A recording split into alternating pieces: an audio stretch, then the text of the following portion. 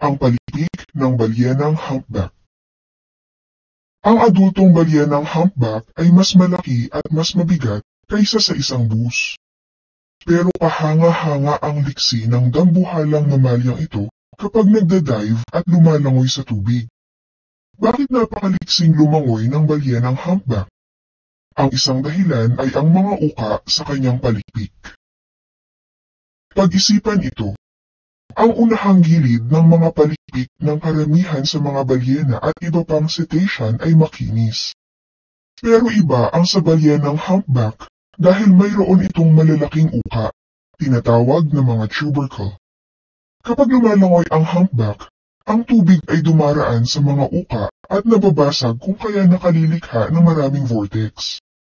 Nakokontrol ng mga uka ang daloy ng tubig, ano pat lumilikha ng alimpuyo. Dahil sa nagagawang ito ng mga tubercle, mas mabilis na nakalalangoy pa itaas ang balyena.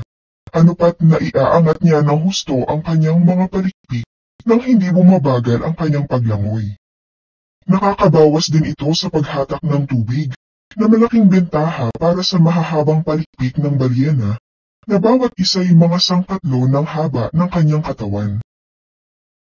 Pinag-aaralan ng mga mananaliksik kung paano magagamit ang konseptong ito para makagawa ng mas mahuhusay na timon ng barko, turbinang pinaaandar ng tubig, windmill, at hélice ng helicopter.